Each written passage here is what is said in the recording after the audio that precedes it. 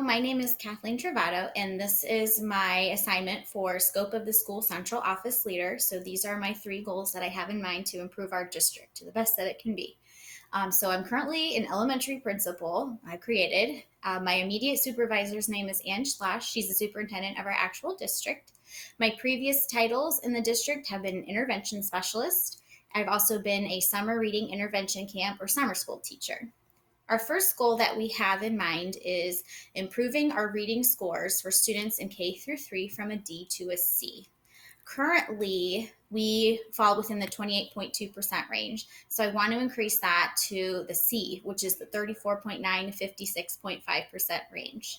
I really chose this goal because reading scores are a very imperative indicator on how well students perform in other subjects. And it demonstrates that we could be better utilizing our K through 3 intervention blocks where we have 30-minute periods, that we could be servicing various types of subgroups and improve our overall academic abilities.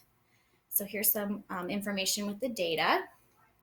We had 95.1% of our students meet the 3rd grade reading guarantee. I'd also like to evaluate this data further to determine, like I said, how we can use that 30-minute intervention blocks in our elementary schools. I'd want the teachers to also be part of the sounding board on what programs have been effective and what has not been effective. Their feedback is very important. I'd also like to utilize our paraprofessionals in providing Tier 3 interventions for students who are below grade level in the beginning of the school year. They can provide various sight word interventions or for students who are on grade level. And then the classroom teachers can provide those Tier 3 interventions. Some of the research literature in the Foundations of Educational Leadership, it talked about how leaders of all levels access the information and are able to pinpoint what the needs are. We are able to, when we collaborate, develop solutions, assign responsibilities, and allocate various resources. And as a team, I think we can really work together to increase our reading scores from a D to a C. The second goal that I have in mind for our district is just improving the overall gap closing from a D to a C. So percentages are going to fall within the 70 to 79.9% range. Currently, we're at 62.7.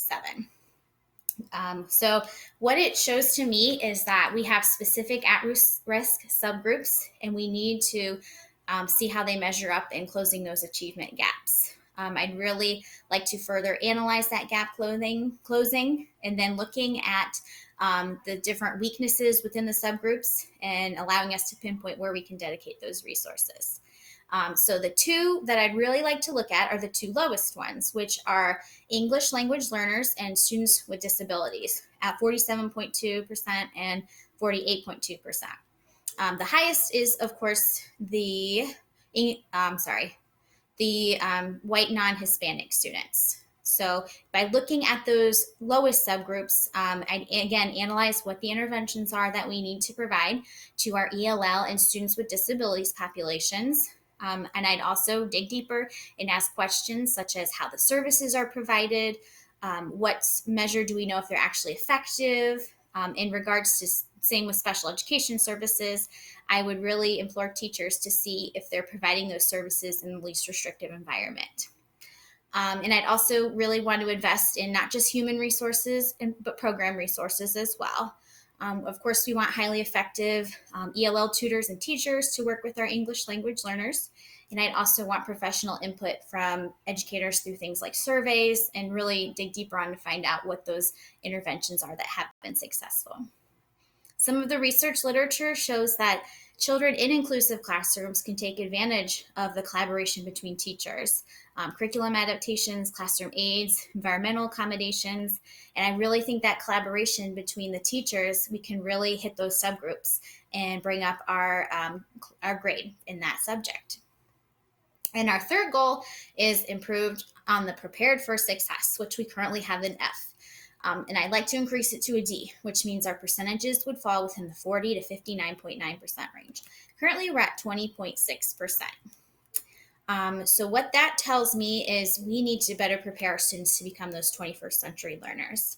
In order to reach that goal, putting those highly qualified educators into teaching roles, and I'd really like at the high school level to be able to offer more advanced placement and honors classes.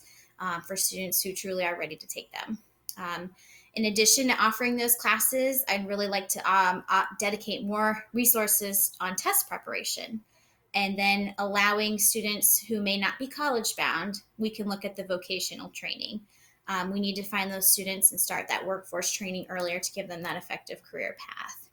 If you look at some of the data, we have 902 graduating students, but not even half took the ACT and less than 2% took the SAT.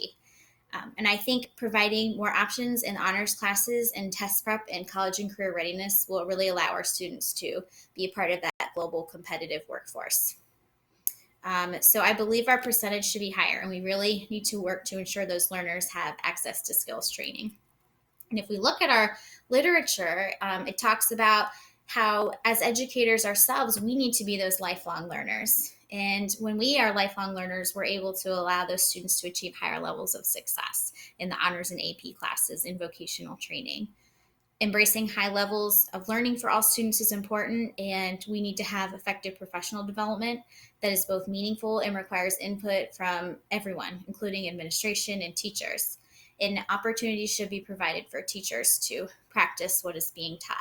And so that way we can set those high expectations that are essential for student success, and we can have those students become those lifelong 21st century learners. So that is my presentation on the 3 goals that I have for our district.